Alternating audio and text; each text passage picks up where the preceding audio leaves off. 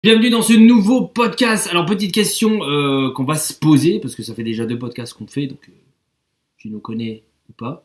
La question, c'est de savoir qui sommes-nous. Alors, on est expert en braquage de... Non, on est expert de la sédentarité en règle générale, ça c'est notre dada, on est passionné par ça, mais on est surtout expert de la perte de poids pour les hommes qui sont sédentaires. Alors ça comprend qui? Encore une fois, on va pas refaire un débat sur la sédentarité, ça comprend souvent les personnes qui sont dans le secteur tertiaire, en position assise, H24, dans cette position-là, ou alors les personnes aussi qui sont debout mais immobiles. Il peut y avoir des infirmiers qui piétinent, c'est une part de sédentarité. En règle générale, on est spécialisé sur cette partie-là. Exactement. T'as tout déblatéré, donc... Exactement. La petite question un peu subtile, c'est que comme tu le vois un petit peu derrière nous avec notre logo, c'est pourquoi InVivo Coaching? Est-ce que tu saurais me répondre à cette question? Pourquoi pas? Pourquoi pas? Je réponds ou tu réponds? Je réponds. Je réponds. Bon. Il est joueur, il est marrant. On a été diplômé on est en 2024, on a été diplômé en 2020. Tu me fais le coup à chaque fois. Ouais, Donc, 2020. pas capable de savoir à quelle année t'as été Mémoire de poisson. 2020. Encore une fois, t'arrives dans un cursus, dans un On leur parle pas de la manière dont t'as... Non, ça c'est différent. En vrai, ça pourrait être un podcast unique de qu'est-ce qui s'est passé. Après, on balancerait un peu des infos qui seraient... On change les noms. Ouais, on change les noms. C'est vrai que ça pourrait être marrant de ce côté-là. Donc du coup, on a subi. Tu vois, j'étais prêt à dire on a subi une formation. On fera un podcast. Ouais, mais on l'a subi. Ouais, On a fait une formation donc on appelle BPJEPS pour être coach sportif et pour pouvoir coacher en salle notamment. Surtout pour avoir le papier. Ouais, pour avoir le papier. C'est pour ça que moi je suis pas un grand fan techniquement des diplômes, mais c'est comme ça en France parce que l'aspect théorique, en vrai, je veux pas dire qu'on s'en fout, mais le fait de s'intéresser aux autres choses et on va en parler, le fait d'avoir un peu plus d'expérience, c'est largement plus intéressant que de subir là pour le coup de la théorie pendant une année et après de faire un petit peu comme bon nous semble. Donc pourquoi InVivo Coaching? Parce que déjà dès lors qu'on était dans cette formation-là, qu'on s'est rencontré avec Val, même avec d'autres collègues au tout début pour un projet, on avait cette astuce-là bien souvent dans du coaching sportif, c'est soit la perte de poids, soit la prise de masse. En vrai, on s'arrête un petit peu à ça. C'est assez réducteur, mais on s'arrête à ça. Il n'y a pas vraiment de coaching ou de patte où on a une niche de marché prédéfinie, où on s'occupe, on individualise sur la vie des gens. En fait, la perte de poids, ça veut tout dire, ça veut rien dire, c'est très vaste.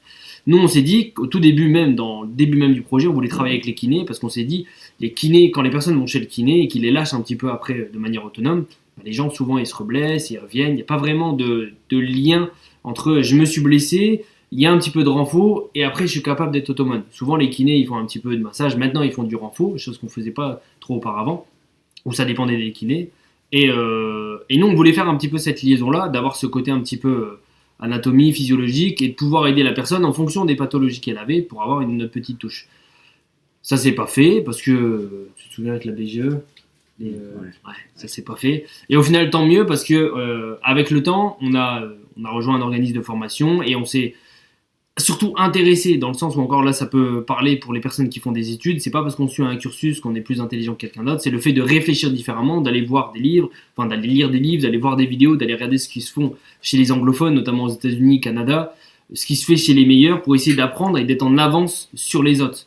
Et nous, on savait déjà, il y a de ça 3 à 4 ans, que la sédentarité, c'était quelque chose qui commençait vraiment à grimper. Là, on est en 2024, c'est encore quelque chose qui est plus ou moins méconnu des gens. Ça va exploser, ça explose déjà. Et c'est pour ça qu'on s'est dit, on va se lancer dans la sédentarité. Il y a un enjeu. Le but du jeu, c'est d'aider les gens le plus possible, mais d'avoir un impact au quotidien. Dans le sens où, encore une fois, le coach sportif, il est assez réducteur, où je peux faire un petit peu de nutrition et j'anime surtout une séance. Mais en vrai, qu'est-ce que tu fais du reste de ta journée? Combien de temps tu es en position assise? Est-ce que, entre guillemets, ta respiration est bonne pour ne pas être stressé, pour ne pas prendre du poids? Est-ce que tu as souvent des fringales qu'on appelle avec le principe de félicité des aliments gras, salés, sucrés? Est-ce que le fait que tu as de la pression au travail? Tout, en fait, nous, ce qui nous intéresse, c'est toute la vie de la personne, et c'est pour ça qu'on s'appelle InVivo Coaching. InVivo, en latin, ça veut dire la vie. Le coaching, c'est juste ce qu'on appelle le suivi, et la vie, c'est tout ce qui est autour. Ce que je disais sur le podcast d'auparavant, les 6 fondations de la santé, mieux voir, mieux dormir, mieux respirer, bref, tu m'as compris.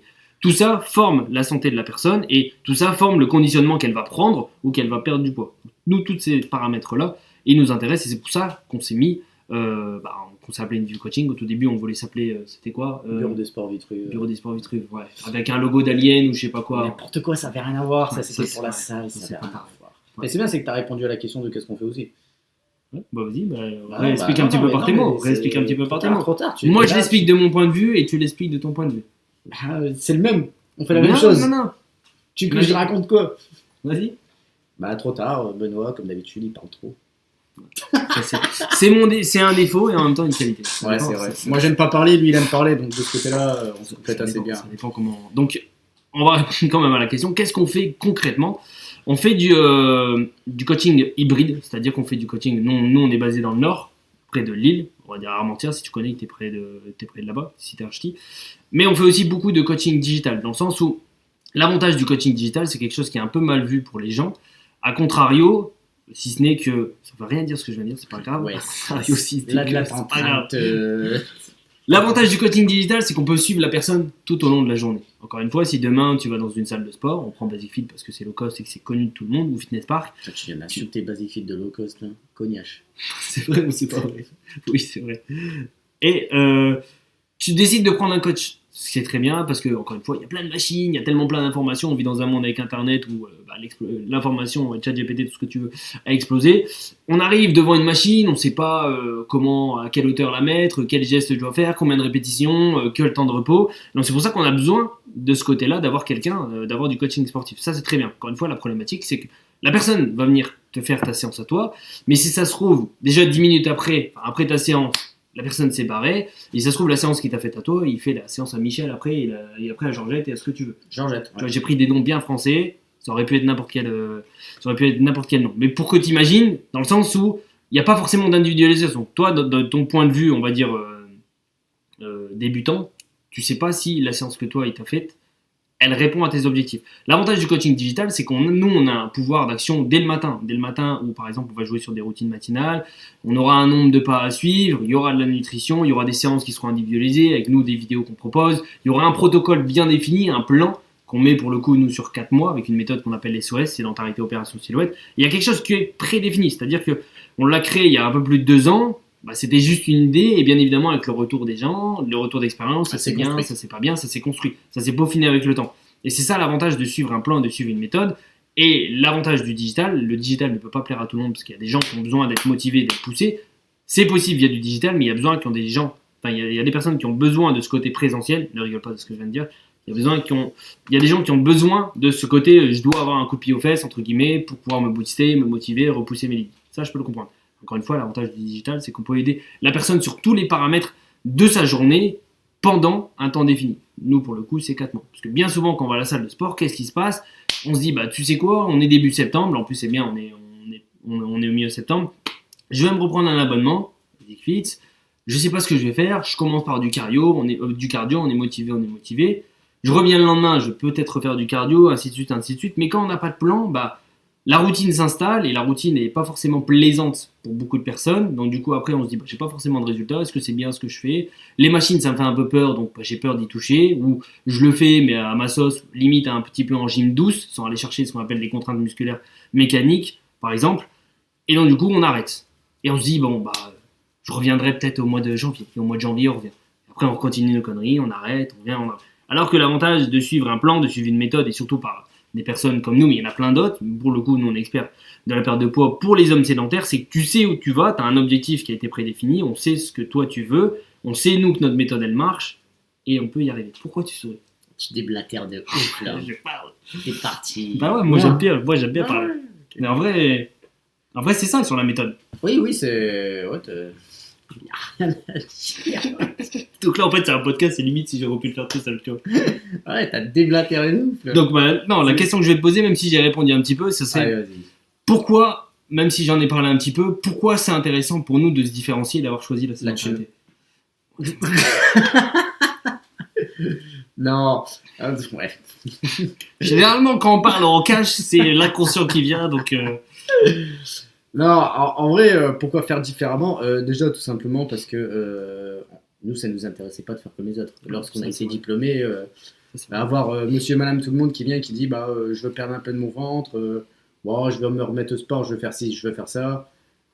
Il y a 1000 coachs qui font ça depuis plus longtemps que nous et qui le font bien mieux que nous. Tout à fait. Nous, on voulait vraiment apporter quelque chose dans la vie des gens de tous les jours. On voulait pas juste être le coach qui voit 1 heure par semaine ou 2, qui leur fait une séance, ils sont contents parce qu'ils ont bougé, ils ont un peu de dopamine, et puis basta, et on se revoit la semaine prochaine. Ouais. Nous, on voulait vraiment apporter une méthodologie, un peu comme une rééducation, rééduquer les gens au mouvement, Ouais. pour qu'à la fin des 4 mois, lorsqu'ils nous quittent, ou pour ceux qui veulent nous quitter, il y a ceux qui prolongent avec nous, ben, tout simplement, ils soient armés, ils aient toutes les connaissances nécessaires pour pouvoir suivre le plan le reste de leur vie et vivre en bonne santé le plus longtemps possible. Donc on a plus, je dirais, un aspect d'éducateur de ce côté-là, d'éduquer les gens au mouvement plus que de coach sportif. Tu viens, tu fais ta séance, boum, j'encaisse, tu te barres, et on se revoit la semaine prochaine.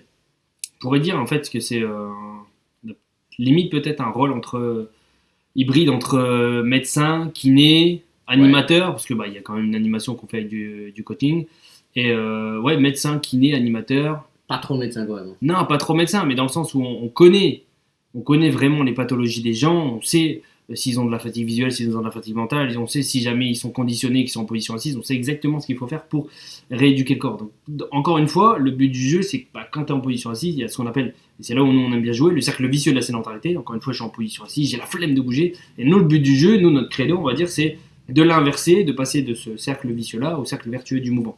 Et la priorité, bien évidemment, c'est le mouvement. La nutrition, le sport rentre en jeu sur tout l'aspect sportif, mais nous, et je dirais, et là on va en finir pour là-dessus, je dirais que d'un point de vue vision qu'on a, et c'est pour ça que je parlais de médecins, c'est qu'il y a beaucoup d'experts de la maladie, en vrai, aujourd'hui.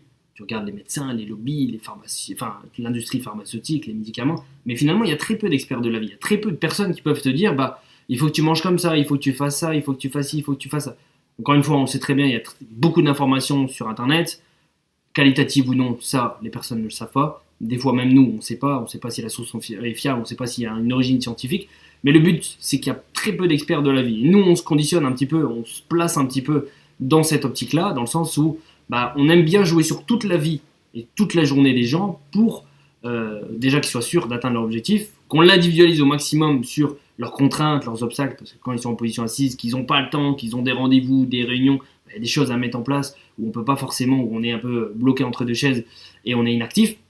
Donc c'est pour ça qu'on essaye d'individualiser au maximum vis-à-vis de la sédentarité, en étant expert de la vie. Et au plus le temps va passer, au plus on va avancer, au plus nous, le but du jeu, c'est qu'on essaye déjà bien évidemment de grandir, en essayant de toucher un maximum de monde, parce que là on débute un podcast, on fait même en mode freestyle pour te dire, mais le but d'après, ça serait pourquoi pas d'essayer d'aller toucher les universités, faire des conférences, d'aller essayer de toucher l'aspect public des gens.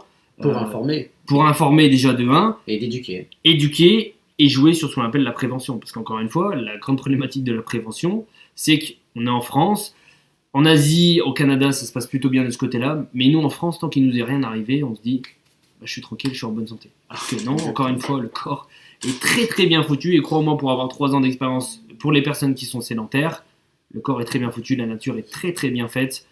Tes erreurs que tu fais, tes mauvaises habitudes, tu les paieras un jour ou l'autre. Le but du jeu, nous on se positionne encore une fois comme expert de la vie pour essayer de contrer ces mauvaises habitudes en bonnes habitudes.